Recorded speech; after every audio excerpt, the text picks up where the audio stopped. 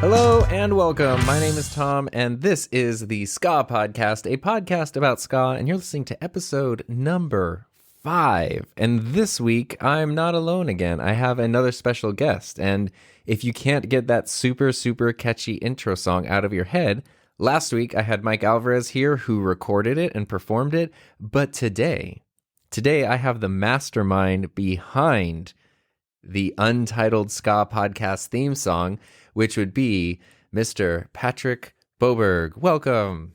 Thank you for having me on. Flattery will get you on a podcast, I guess. Thank you. Yes, at least with me, because I am shallow. No, but I'm so glad you're here. Today's the first time that we've spoken in like face-to-face, quote unquote, but right. We've been talking online via like messages, comments, Discord, all that stuff for a while. I don't know, like a year or so probably. Because I think you were the one that started the whole Skacast thing, if I'm not mistaken.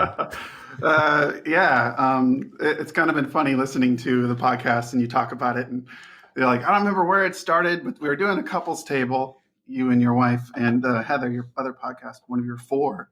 Yeah.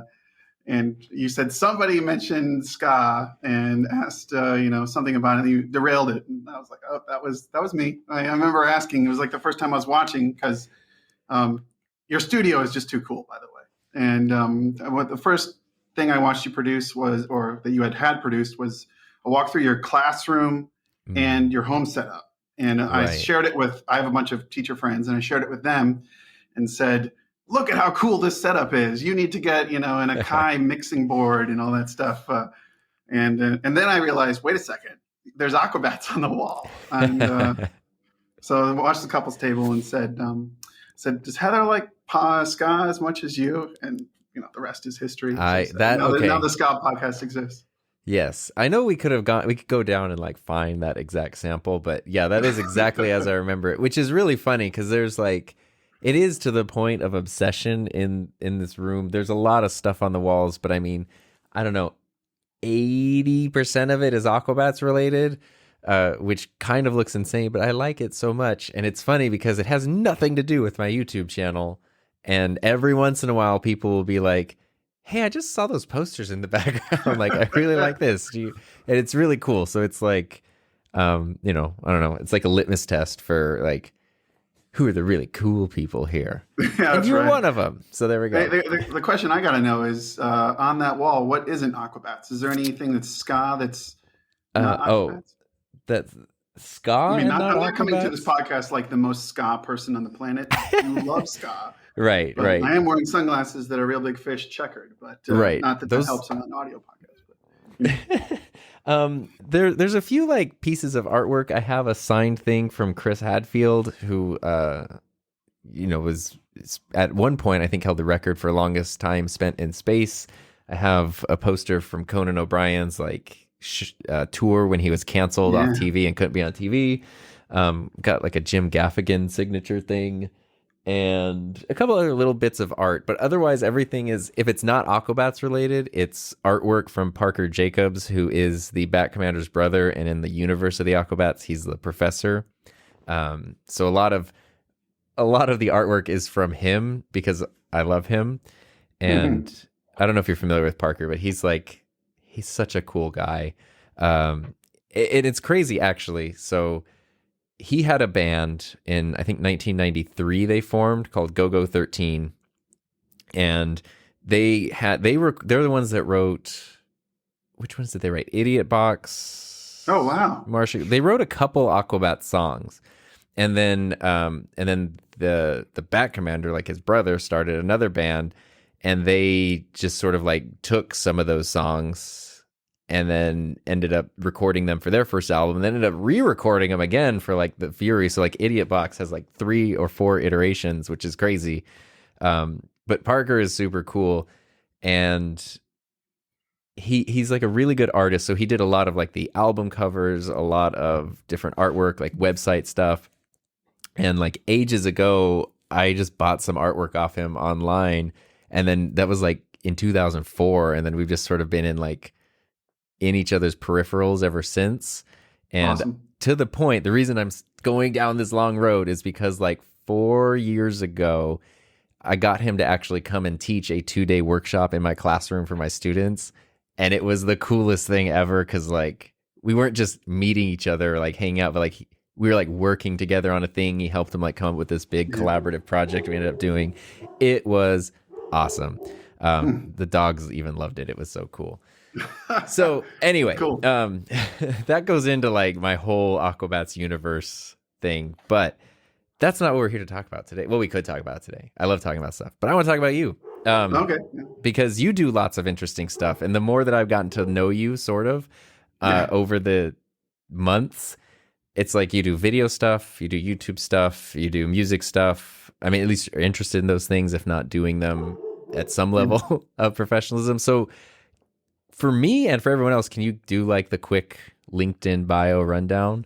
Sure. Professionally, like I mentioned, your YouTube channel, I work for Iowa PBS, and right now is actually my lunch break, so I could do this. And that means that I do a lot of video on all types of things pertaining to the state of Iowa, pertaining to education, and some things thrown in there that are entertainment. But outside of that, I'm also a short filmmaker. One day the dream would be to make a feature film. I'm not talking about making like an X-Men movie, although that would be beyond impossibly cool. But it's just, I don't live in California. It's not realistic. And so I just made a short film this past weekend, but that's like what I love to do. So whenever there's like a new trick or something, I like to look it up online. And when the pandemic hit and I was starting to do a lot of streaming for work, I have a history with Wirecast where I used to do that for an old job. And I actually, when I lived in California for 2 years, I was the very first person to use the prototype of a U-Live pack, which is the streaming backpack that you hook a camera up to. It was pretty whack. I mean, it was this really janky Sony Handycam hooked up with a very flimsy cord. It wasn't even RCA. It was something like a MIDI, like Firewire. I want to say it was Firewire, but it plugged straight into a laptop that was on my back with a giant Anton Bauer brick battery that was converting that. So, then I had to get the converter thing, and I was walking all around San Francisco. Once during a protest, and a week later during another, like the lead up to the Chinese Olympics, another protest. And I got sunburnt galore because I was so excited to do it. I'm going way down the rabbit hole again. That's part of the reason I like what you do, is because context, Right. It's totally good though. Don't worry. So anywho, this is our show. And on top of that, let's see, music. I first picked up the guitar when I was 13. I'm a little older than you. I'm 38. And I met a guy who played guitar and was super cool. And I was like, I've wanted to play guitar. And I finally, bent my parents' arm to like get me the cheapest, crummiest guitar I could. And a couple years before that, I discovered Green Day at a 6th grade birthday party. And I was just sitting there and everyone's having a good time as my friend opened up Dookie and put it in the CD player. And everyone's having a great time. And I'm just sitting there for like 39 minutes enraptured by the best music I've ever heard in my life. And a couple years later, I went to a concert. And I think you and Mike had mentioned this on episode 2 of your podcast. It's like liner notes and CDs in the 90s were like the discovery engine for anything. This is pre-algorithm world where you had to read those liner notes to be like, okay, so Green Day thanked The Offspring or somebody else. I can't remember now. Yeah. And then you go buy that record, and then they thank Less Than Jake and MXPX. And you go to the show that's available to see any of those groups. And right then, Real Big Fish was hitting. And I really liked Sellout, but I didn't know anything beyond that. So I went to this outdoor festival called Dot Fest. And I saw them, and I saw The Urge, who I don't really know. This is one of those weird things where at the time I thought they were the biggest bands on the planet because I was so into them. Yeah, they were your biggest band. Then, Real Big Fish had like a top 40 hit at one point. They could hit number 40. But The Urge never really had a top 40 hit. But to me, they were just as big and just as cool, except they're not as silly. But the reason I stayed such fans of them and eventually became other ska band fans is because the guitar playing was in certain bands so exceptional. Like Aaron Barrett is a really good guitar player. Yeah. I mean, I like Less Than Jake, but Krista Makes is not the guitar player that Aaron Barrett is. And then, of course, goes down the rabbit hole, and I became an RX Bandits fan, who are like the best guitar players in ska. And I started a couple of ska bands. This is where the rabbit hole keeps going. Yeah, ska. I like it. I like it. Over the course of time, I'm similar to other people who get into production, audio or video wise. One year for Christmas, the only thing I wanted was this Roland BR8 Boss digital recorder. This is 2000. And my mom said, it's $500. And I said, I don't need anything for my birthday or Christmas or from any of my aunts or my brothers, any of that, because my parents would buy their gifts too. So for 1 year, the only gift I got was this Roland BR8. And I recorded hundreds of songs on that thing, And for the first, up until college, I was a Green Day ripoff artist or Real Big Fish ripoff artist. But I still have it. I've still got all the zip disks that it recorded to. Wow. It's much like the Handycam you track down for people who follow your YouTube channel. It's like, this is the gem that I will never lose, never leave. I have bought on eBay the power cord because before micro USB and Lightning became the thing, if you didn't have the power cord, you're kind of screwed. Yeah. So but that's from then on, it's just dancing between filmmaking and video production and songwriting and that type of thing. And it's hard to keep all those balls in the air, especially now that I have 2 kids. But along the way, I just decided to start putting music for free on YouTube and start writing songs as video comments. You're the 4th or 5th I've ever done. I have some questions about that, but well, let's stop my rambling and move on. No, I mean, it's great because I like. It's sort of the thing that reminds me, like your story of my story and of other people that I've known and people that I admire even, is like just sort of being interested in a lot of stuff and sort of exploring it all. And then eventually it kind of combines in like ways where you're like, I didn't expect to use this and this together, but hey, now it works. And I think that's super cool. I like that your access point was guitar. And then when you're talking about your recorder, it reminds me so much of when I was in high school and we were trying to like make our band.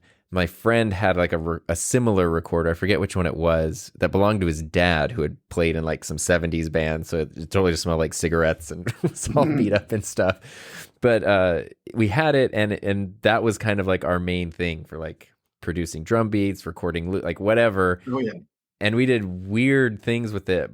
But what I have noticed is, as an adult, I can go like, hey, I need a new microphone, or I even just want one. I'm going to get this one. Hey, I need this device, that device, and I can just get it. Whereas as a kid, where I had no resources, if I finally got something, I had to really learn, no choice but to learn every single thing about it. So if it was like a synthesizer or a software program or my guitar, like my one guitar or something, it's like, I'm going to know everything you could possibly know about this one thing here. And I don't do that anymore as much. Like, I kind of wish that I did, but there's so many devices I have and so many tools that are amazing that I only scratch the surface of, because I can just like, oh, cool, let's just get the other one and the next one. And that's fun. But like, it's, I don't know, there's something to be said for the mastery over a piece of equipment or something. There's an interesting thing about that, and I've discovered, and this is like the very now versus 90s brain set, or early 2000s, and that is Google and YouTube are a moment away. Yeah. Like last night, I edited something on Final Cut Pro for the first time in 10 years. And, I opened it up and I was like, I don't know how to do I don't know any of the shortcuts anymore. And they're not even the same from what I can remember. I don't know I really barely know how to export, but it's just like a YouTube thing for the couple of things I need. I don't know the mastery of it. Like I used to be like, I used to say that I was the best at a Final Cut Pro, which now at 38 is the hubris, and that is pathetic. But so the whole world of figuring something out, being like, I'm the guy who knows how to record this BR8 recorder at any time. Call me up for $100. I'll come to your basement, record your band. That was the best thing in the world. And I would save every dollar I could. I delivered pizzas in college to buy gear, specifically for Yep. audio or video production. Because for a while I thought I was going to be a music engineer, a music producer. And I actually have one tattoo on my lower back, which I kind of regret the placement, because early in college, I was hoping to be a full-time musician.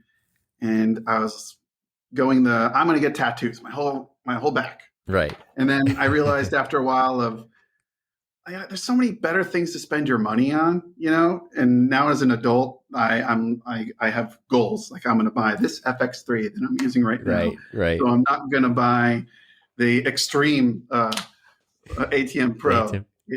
So it's just funny how things go, and how you're so locked into something and you let all these things go by, and then you fall, but let certain things fall by the wayside. And I don't know how I'm getting on it, but no, that's just like getting older is fun, because that's what I was talking to Mike yesterday, and after he was on this podcast, he is like, you know what, this made me want to really get going on a podcast with who was one of our mutual friends in high school. And I was like, oh yeah, what's he been up to? And he's like, oh, he's good. He lives over here. He's still with like his high school girlfriend. They've been together for 20 years. And I'm like, oh, it's like, I mean, it's great. I'm happy for them. But like, it freaked me out to hear like, yeah, they've been together for like 20 years now. Cool. Like, God. That's why I don't think I could have kept teaching, because at a certain point it would be like I would have students who were born when I was a teacher, and I would lose my mind because I couldn't handle that. But I totally get that. I do a lot of high school sports. Once a year, I do a feature on girls basketball. And I have to go and interview these high school girls. And I'm like, I am so close to 40. And then at the other edge of that, they'll be more than half my age, and I'll be asking them about their experience and getting the same cry lines and all that. But well, it's funny because you mentioned like YouTube and stuff. I was watching a video, then this is tangentially related. I was watching a video, I forget the channel, but it's a pretty large channel, and he's a guitar teacher, and he was talking about what he's noticed in his guitar students over the past like 20 years. And so starting teaching in the late 90s to students he has now. And it was so interesting because it was, what he said is, the thing that has changed the most is how familiar his students are with the bands and the artists that they want to learn how to play their songs of. Because it used to be they would come in with an album, like they'd have Dookie, they'd have all the liner notes, they would know every song. If the album had a secret song, they would know where the secret track was, and they would want to learn all that stuff, and they'd have to break it down together if the instructor didn't know it. And then eventually it shifted to mix CDs because everyone had CD burners. And so instead of having a whole album, you would just have a CD that had, your handful of songs that you liked, which means you might have like a Real Big Fish song or two, but you're missing, 3 albums worth of songs that you totally don't even know exist. And then it got to the point where it was like students don't bring anything anymore. They just show up and say like, I like this song, like pull it up on YouTube or Spotify or whatever. And they don't even know who the artist is. Sometimes they have to like Google the lyrics to see like, yeah, it goes like blah, blah, blah. And I'm not being old man yells at cloud about it, because it's fine. But it's just interesting that like I used to know, like just being really familiar with a band, and when they come out with a new album, and when there are different songs, and you kind of understand the journey of like, oh, this is a response to that. Like I can look at the Aquabats, look at the Floating Eye of Death and the Fury of the Aquabats, and go, okay, the Floating Eye is a response to like the crazy third wave sound of the Fury, and then trying something different in like this experimentally new wavy sound, and then sort of bringing them together in like the albums that came afterwards. And you can kind of see like, oh, this is why that happened. And, members left the band and they didn't have the same amount of 14 people on stage or whatever. Okay, I understand that, versus just every song like exists in a vacuum. And that's, to me, that's a really like, I don't know. It's just a thing. It's interesting, but I don't know if it's good or bad.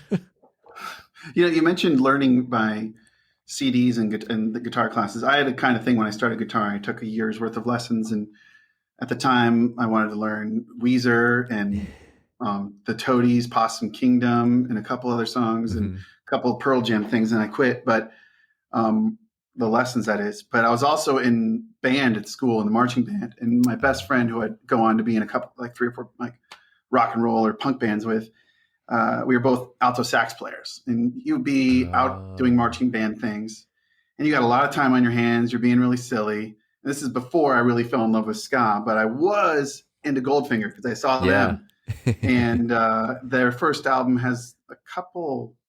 Their second album has a lot more horns on it, but their first album, self-titled, has some. I think I got it all mixed up in my head. It's been too long, but you learn the melodies, you learn the lead lines, and then by the end of that marching season, we had gotten into Real Big Fish. So all of a sudden, we're doing Sellout everywhere we go, and the lines to like Alternative Baby or something, like the really good lines. Yeah. He was a better sax player than I was.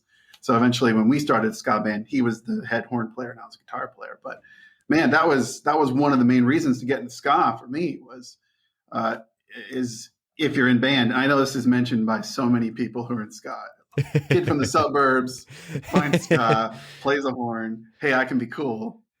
Whatever. That's cool. Yeah, I mean, Mike and I were talking about that actually. It was so interesting in last week's episode about like the evolution of ska, because early on in like the first and second waves, we did a very broad overview, so it wasn't like definitive, but you're dealing with like a lot of musicians, especially in like Jamaica, and then later into like the UK, and you're dealing with people who are like, they had been working musicians and then were being influenced by other stuff. And by the time third wave ska rolled around in like the 90s and stuff, it was a lot of kids from band who like, you'd been playing these classical pieces or these traditional marching pieces on a trombone or a trumpet or whatever, or an alto sax. And then now you're like, oh, I could just sort of take that, go over here and like play in like a punk band with it. That's kind of cool. Totally. Yeah. And that I was never a band kid for some reason. Like having been a teacher, I'm like, that's where I should have been. It's because I would have been good at music instead of like, I'm going to leave school early and go home and like fumble around on my guitar with no guidance or direction or anything. But I also did get really good at my Casio keyboard that way. So There you go. Yeah. But yeah, that stuff's funny. And then the thing too is like, I don't know why something you said, maybe it was Real Big Fish and all this stuff, but I'm trying to find a sample of some songs. So oh man, I'm gonna look up. It's when you can trace things together, and you like the more, I don't want to say fluent, but the more familiar you are with a band and their catalog and stuff and how things are connected, then you can also like piece out stuff. So for example, Blink-182 on Enema of the State, in the party song, they have the line where it says like, and then in the backyard some terrible ska band was something. Yeah. And that's also the album that they recorded right after Travis Barker had joined after leaving the Aquabats. So when you hear them talking about terrible ska bands, you can't help but think like, well, that's like it's a jab at like it's just a jab in a funny way. I'm trying to find a Real Big Fish song right now. Let's see. Cause yeah, you have someone like Travis Barker who is, oh my God, I think it's All I Want Is More. I'm going to play this and see if you can hear it. Or if I can hear it. No, nobody can hear it now. Let's see. How does this work here? Old man tries technology is what's happening right now. And I know everyone listening. Well, there's just, anyway, what I wanted to do was there's a line in All I Want Is More from Real Big Fish where it's like, someday she'll come back to me and I'll say, and then in Blink-182's first album without Tom DeLonge, which one was it? It was, I can't think of it. Yeah, I think it was California. There's the same exact melody in one of the tracks on there. Let me look up California. I don't know why my there we go. It was in it's a song I love to play on the drums, but I can't think of the name of the only thing that matters. They do the exact same thing, like someday maybe you'll come back to me and I'll say, and it's like I was like, that's a Real Big Fish thing in the middle of a Blink-182 song. Like it was the weirdest thing because it was the first time I heard that song. Like when the album came out, I was like, cool, new Blink-182 album. I like it. And then it's a song I've never heard before, but suddenly in the middle, I know a part of it. And I'm like, why do I know this song? And then, oh my God. But I love, it's like that's the kind of weird interplay that exists, and that stuff is fascinating to me. And that's where you find out, like, oh, this person also then played with this person, and they did this, and they used to be in a band together. I mean, like going into like the Operation Ivy to Rancid to Tim Armstrong to everything else, like connection is, oh my god, I love that stuff. And that was a point too that Mike and I brought up, or he brought up, that I had never thought of, which was looking back at like what was the first wave and the second wave of ska. It kind of became popular and then sort of died out, and those artists either like aged out or started doing other things. But the third wave group, a lot of them are still around. Like you can go see Real Big Fish like now. You know, like Mighty Mighty Bosstones put out a record last month. Like they're very active. And then so you have the newer people. So you have like Ska Network and like newer bands, which I don't know if it would be a fourth wave, but the other ones are still there too, which is sort of this weird new dynamic. So if you're super influenced by someone, they're also still an active musician. And I don't know what that would be like, because I've not had the fun experience of like playing in an active band, but that seems pretty cool to be able to. You know, Jer from the Ska Network, I follow him everywhere, and then, you know, the algorithm feeds you things. And of course, I follow and get notifications from anything Real Big Fish. And apparently a couple of years ago, his band is We Are the Union. Yeah. Real Big Fish were on tour together. He played at a couple shows with them on the stage. And I was like, you know, this is super cool, but also got to be kind of a head trip, because I'm sure he was a baby when they were breaking out. Yeah, well, that's... You know, yeah, I think I saw that same video when I first went down the Ska Network rabbit hole when I discovered the channel at whatever, I don't remember when I discovered it, but I was like, this is so good. And it's interesting because following Jer on like social media, there's no shortage of opinion, which is I'm totally fine with, but it's so interesting to hear someone from sort of, I guess, a different generation. God, this is the old man yelling at cloud show. But it's interesting to hear like the perspective and the thoughts on the same genre and the same style as like what I don't know. It's just, it's so fascinating to me. And I'm so glad though that it's like still around and it's still a thing and people are really excited about it, even if there's not, you know, there seems like there's plenty of people who like it. I don't know. It's I just really like it. That's why I wanted to start a podcast about it. Totally. I'm glad you did. Well, me too, especially because I want to talk about you as a musician. Okay. I'm curious to know just like your experience with bands and stuff, but I want to start off by asking you about the video comment, which I know wasn't intended to be a theme song for anything, but the video you sent was just you in your car, but you had a ukulele, you had, you know, mouth trumpet, but maybe you're just good enough where it was just sort of like an on the fly thing. But I feel like there had to be at least like 5 minutes of like, all right, here, we'll put it together, or maybe like 2 weeks. I don't know. But no, I think you sent it to me the day the episode came up, so it couldn't have been that long. But tell me about that. I want to know how that happened. Well, so when we were talking about recording this podcast, I said, well, I'm in the middle of moving from house to house, and I don't have a lot of my equipment or a setup. And that was the same point when I wrote that thing. All I had was a ukulele because I'd stored all my guitars in my parents' basement. So I don't know why. I mean, I listened to the Ska to whatever. It was your podcast, just the Enthusiasm Project. And you mentioned, you know, comments or whatever. Yeah. And I'm the type of person who, there's a line in Ocean's 12 where the Basher character says, you don't do the same gag, you do the new gag, you do the next thing. So I've done comments with you before on YouTube channels and commented on Twitter things or whatever. And I was like, you know what? Anybody could just send in an audio comment. I'm going to send in a video comment. And you know what? Just to spice it up even more, because I've been giving you some heck about the Ska Cast for a while. I said, no, I'm just going to write a silly song to go with it. And the guitar isn't easy, but the ukulele is extremely easy. especially if you have any idea about music theory, which I took a couple classes in college, and it's always been kind of a minor hobby of mine. So I had a chord sheet in front of me, and I was like, oh, this would go well. And within 5 minutes, I had the 4 chords. And I cheated it because when it comes to the what's up with the Ska Cast part of the comment, it's just the same chords except in Green Day style strumming. So it's just the same chords all the way through. And that was pretty simple. The words were the hardest part because I wanted them to be somewhat rhymey and somewhat fun. So like the HELL was the last edition. That was the last edition to the whole thing. And I don't know. It's just a piece of pride. I'm not a perfectionist. I used to try to be, but I'm much closer to it's good enough.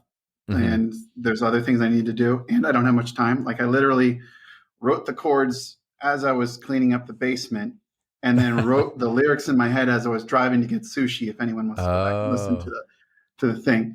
So I scrawled them down real quick, and I put them on the car dash, and then I put on the sunglasses so you wouldn't see me reading them. Nice. So it's a little bit of a cheat. Okay. Yeah, I mean, I've always had fun with just silly instruments. I love to play the mandolin and the ukulele now a lot because they're pretty easy if you know guitar, and everyone thinks they're goofy. And I didn't play guitar. Taking acoustic guitar in the car to go get sushi was not an option. So, and now it's turned out to be this hilarious thing. I love your reaction, and I'm glad it turned out so well. Well, that was the impetus because it was exactly that. Like, don't do the same. Like, you did that, so I was like, okay, I can't just come back with like a wisecrack. I wanted to come back with more, which was like, to answer your question, podcast is up and ready to go. And then that's what led to the whole Odyssey. So that was the like, okay, it can go from like a joke to an actual thing now because of that. So it's like, it was just super fun. When I think during the next couples table, Heather asked you if it could be the theme song, and I thought, I don't know how that's a theme song, but it worked out perfectly. Mike is incredible. Mike reached out, and he was like, he sent me a text, and he was like, hey, could I use that song? And I didn't know what he meant, and I was like, well, I know it's not like, it sounds good in like the car recording, but I know it's not like professionally recorded. I was like, are you going to take like a sample or like it's not separate tracks or anything? Yeah. And he was like, and so I asked you like, hey, if we're going to use this as a theme song, I wanted you to have first dibs because like it's your song. And you were like, yo, I'm busy moving. So if Mike wants to do something with it, he can do something with it. And then I was like, okay. And I kind of forgot. And then like 3 days later, Mike sent me this audio file with no context either. It was just like, phone alert was just a file. Like, it's like, okay. And then I played it and I was like, oh my gosh, this is perfect. I've listened to it a lot. Since you sent it to me, I was like, man, this is cool. Yeah. And then when I talk to him, it's live horns, live drums. Yeah. Because I recognize my very first video that I ever uploaded to YouTube. I think I talked about this with Mike, was me like filming his behind the scenes of, he was like 19 and recording an album by himself. And I know him well enough. Like I know his live drum style of playing. So I feel like I can identify it. But the horns, like last time a while ago, I had talked to Mike and he was sending me some demo songs for his bands, and the horns were synthesized, but they sounded really good. And I was like, oh man, it's really come a long way from like the Yamaha keyboard that I remember trying to put stuff together on, because those sound pretty legit. And he's like, no, those are like live horns. And I was like, that is kind of the coolest thing ever, to have an original song with like full everything. And I just loved it. It's like so perfect. And I never have to worry about copyright strikes. So, Absolutely. Even better. I've put music online. In fact, when I started, after I moved to California back to Iowa and had a house, I was playing guitar a lot more and busting out my saxophone and trumpet and things like that, because you can be loud in house, whereas in an apartment, that's why I have my drum set here. Yeah, it's beautiful. It's wonderfully lit and everything. God bless nanotubes. But I mean, I started writing ska songs like I hadn't written in a long time because you could be loud. And though I always had to do MIDI drums, but horns Hmm. live. I mean, you should do some audio videos on how to mic drums. I know you probably have to learn a lot to do Yeah, I that. have to And learn how to mic mic drums. That's actually on like one of my horns. lists because I don't have a good drum mic kit, but I have plenty of mics and mixers and stuff. And so I'm like, there's got to be something I can do, but I just don't know how to. That's been on my goal is like, how the heck do I mic drums?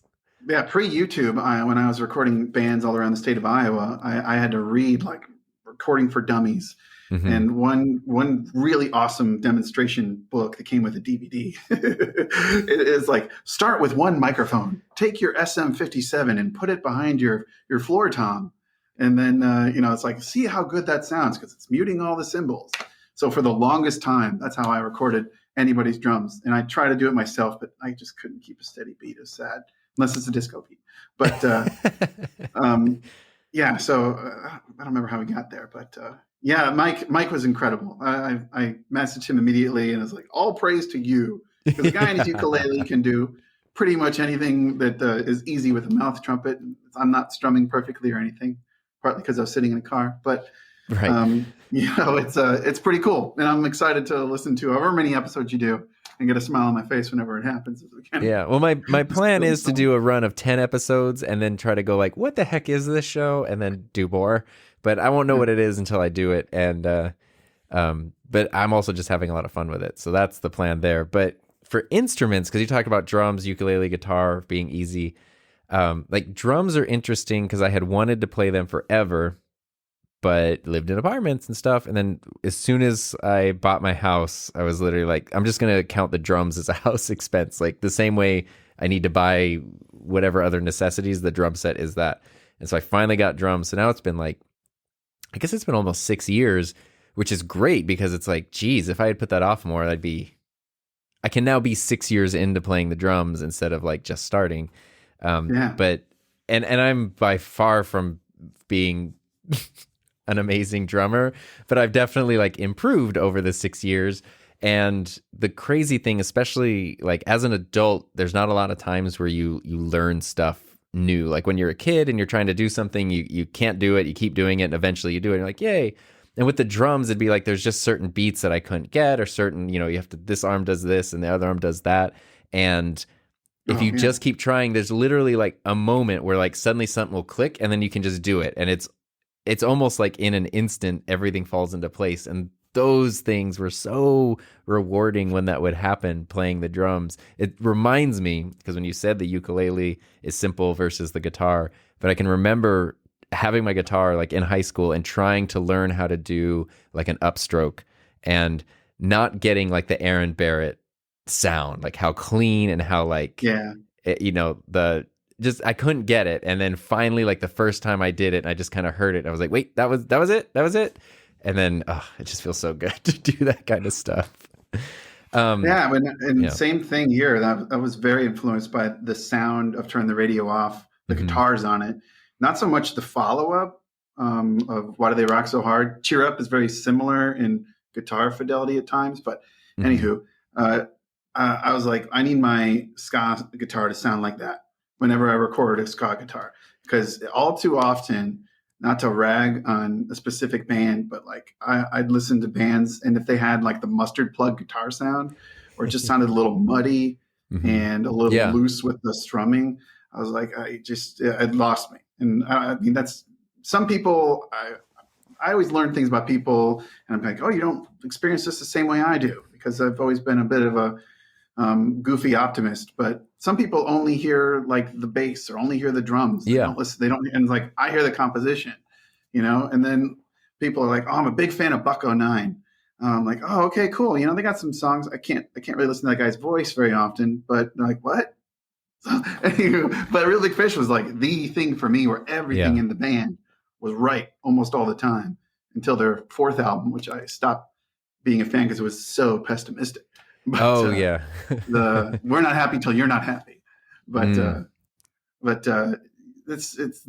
part of the reason I like ska probably more than any other music, because it's just so. I've never been to a ska show or played one, and then been afterwards and seen angry people Right. You know, like I have been to so many Real Big Fish shows and been to so many Warp tours where they played, and everyone who went over there, even like crust punks, are like having a goofy time afterwards, or maybe they're just laughing at the people who had a good time. But I Right. don't care, you know, Yeah. because I a mean, good time is a good time. I've gone to plenty of hard metal shows, you know, Thursday and Hopes Fall and all these bands that were popular in the early 2000s, and left and been like, I feel like a fight's going to break out at any moment. yeah, You know? we got to get out of here. It's like whatever. So Yeah. that's There's the thing with Aaron's guitar playing that I have just never understood is, and he does it live, but the way he can switch between clean and distorted, like effortlessly, and both sound perfect. yeah. You don't hear the click or You don't hear the awkward tone. click, and it's also like, I can't do that because, you know, when I play my guitar, my clean tone sounds better when I'm on like the neck pickup where it's fatter and thicker, and my distorted tone sounds better at the bridge pickup. And I don't know, like I just can't switch everything all at once. I don't know how he does it. He's amazing, and I love him. That's what this is to say. Which also, so here's a even funnier sort of tangential story. I saw Aaron recently on a stream because Scott from Real Big Fish, or formerly of Real Big Fish, is like on Twitch all the time now, apparently. Like constantly. And he had Aaron on a while ago, and they were just like singing old songs and being goofy, and it was so much fun. Request. It was great. Oh, it was so good. Oh yeah. You even told me about it. That's right. I think you watched it before me though. Yeah, but you immediately were like, here's it. But anyway, I had family in Orange County. They recently like just moved away from there, but I had like some aunts and stuff there. And I was at their house maybe like 2-3 months ago, and I had to ask them a question because the way that you keep up with your aunts and uncles is through Facebook, because that's where they all live. That's the only reason I have Facebook. Yeah.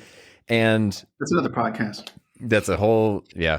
And my aunt had posted something about like, oh, we're moving soon, so we have this stuff to give away. And one of her friends said something, but her friend's last name was Klopfenstein. I don't know how to say it, but it was Scott's last name. And I was like, that's a very specific last name.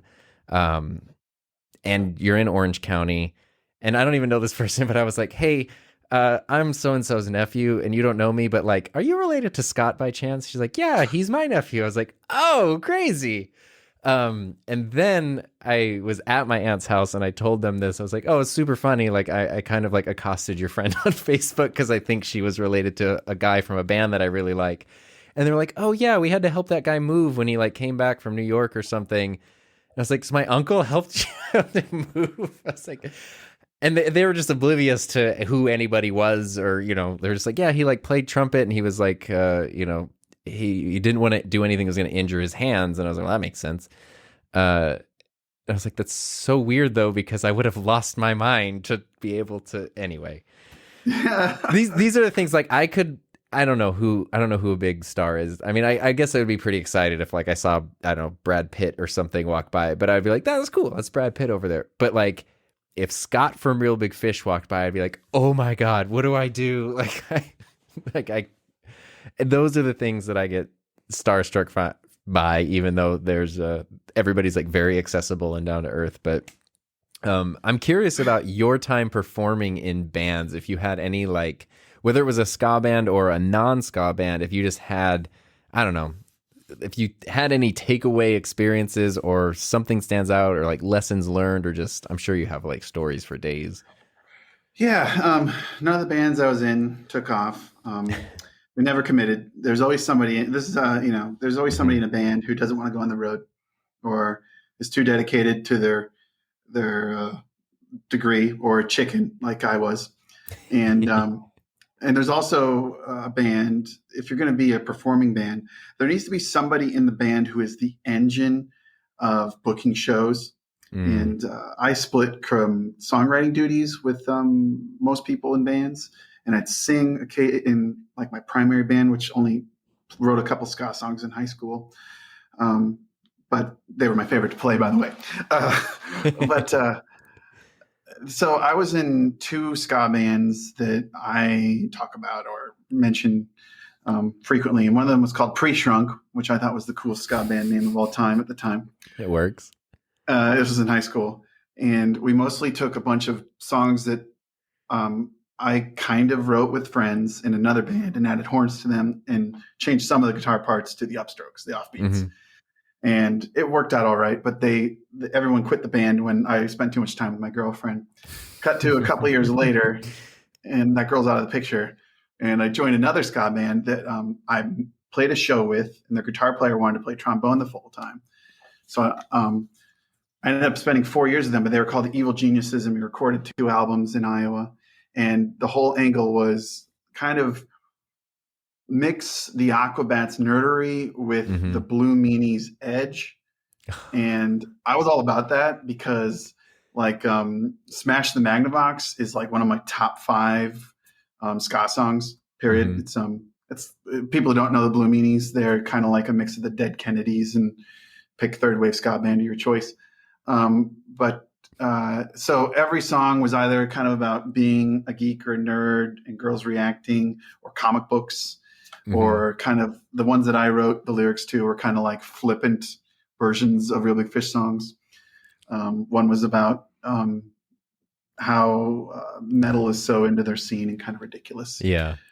But it was the most fun I've ever had performing music, period. Like I said, I've guested in other groups and played dedication shows where you cover a bunch of songs and you think it's going to be fun, but this is kind of, there's always kind of like a rude edge to straight punk. The closest would be Blink, I guess, and there are people below it, but Blink always had the goofiness of a ska band, at least Enema and before.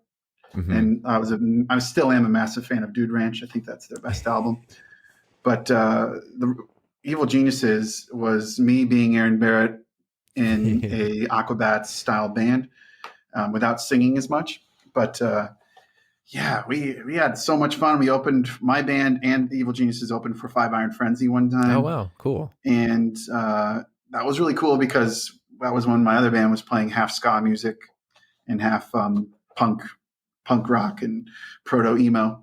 And when the Evil Geniuses played, it's like you always want to. It was 1,500 people show. It was the biggest show I ever played, and this was just a sea of skanking people. You know, people who, I assume everyone who listens to this know what skanking is, but it's the ska dance where you kind of kick your legs and punch your feet in the ground in front of you like you're having a good time. That's I don't know, and it was like.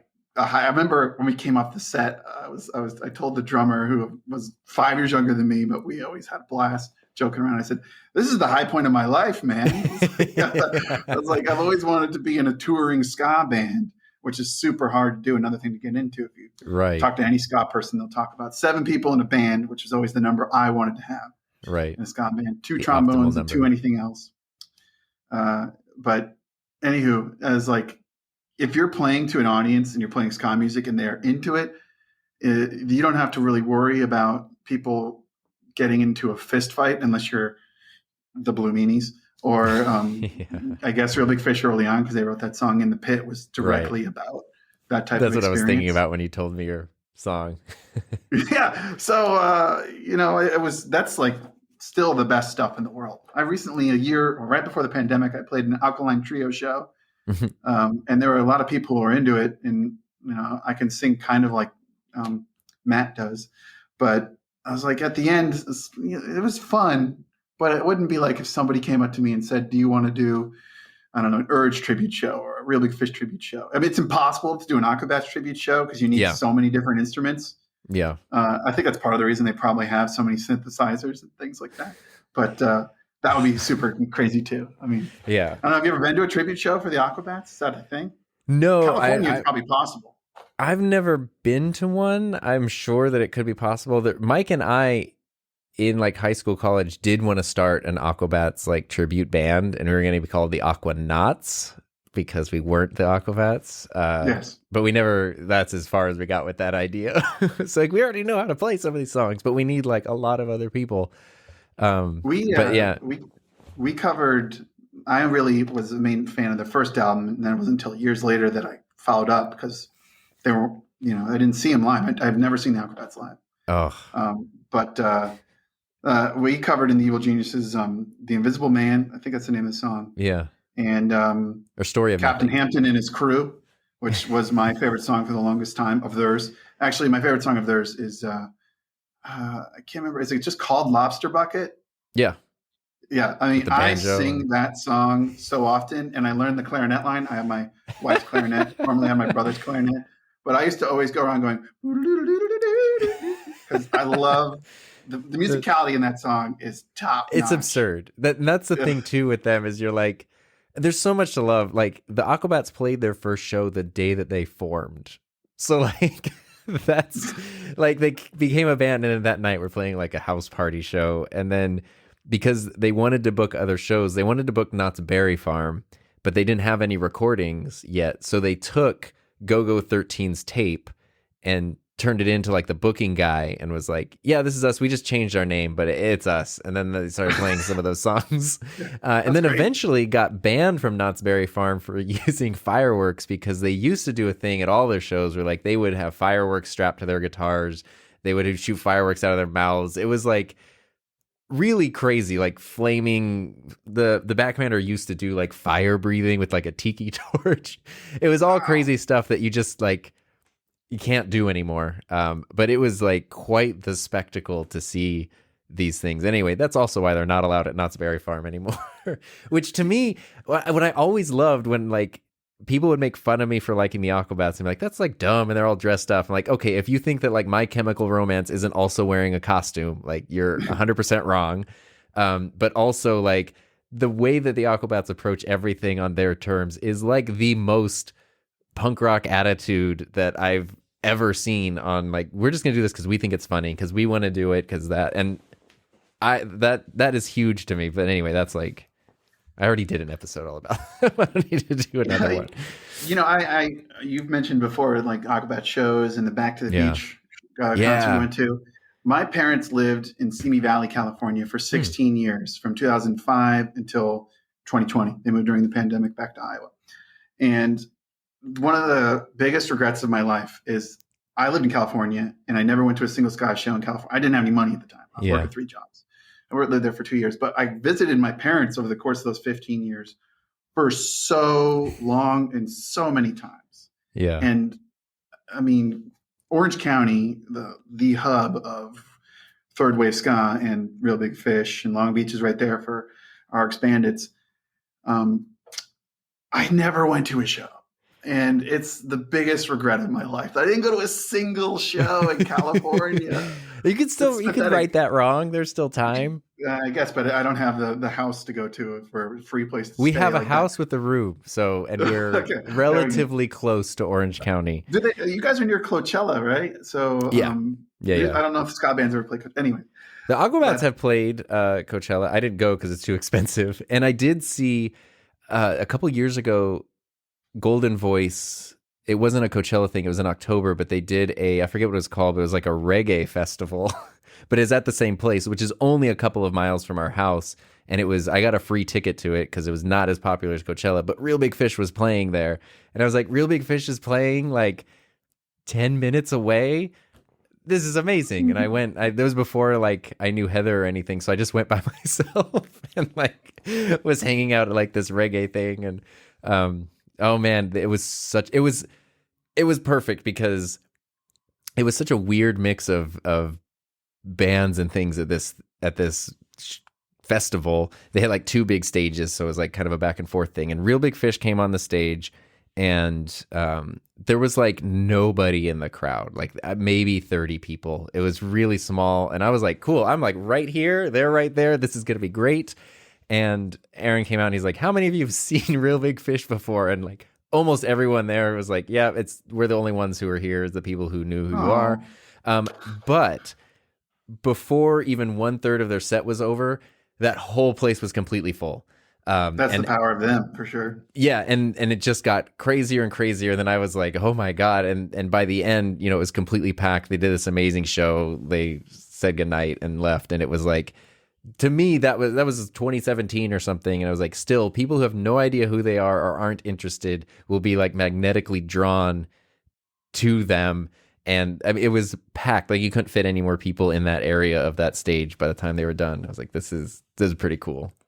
That happens with pretty much any ska show I've been to, where they share Yeah. the bill with a bunch of punk bands or metal bands. The Urge, who I've seen the most ska because they're from St. Louis and they played in Des Moines Well, every time practically they every play, three you get months. the urge to go see them, I know it's true, but they've reformed and broken up again since. But I moved to Michigan in 1998 for my dad for a year, and ska was dead there. And this is where Mustard Plug was from, Grand Rapids, Michigan. So I saw them a couple times, but nobody I knew was at the show, or even people who were near my age. They were a little older. But I pulled my friends to a free concert on the river in downtown Grand Rapids for the Urge, and I think Splendor was opening up for them. That's why they went, because they were a splash in the pan semi one-hit wonder.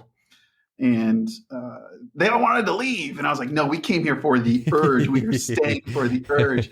And by the third song, the lead singer, Steve Ewing, is jumping off the speakers and doing like acrobatics and singing his brains out, and the guitar player is better than Aaron Barrett playing like Van Halen licks all the time. And on the drive home, on my parents' van, it's like 6 of us. Everyone's like, man, that was incredible. I was like, let's turn on some Urge, because I don't care. I'll play that same stuff. But that's happened so many times with ska that it's like this is one thing that as differs you and I.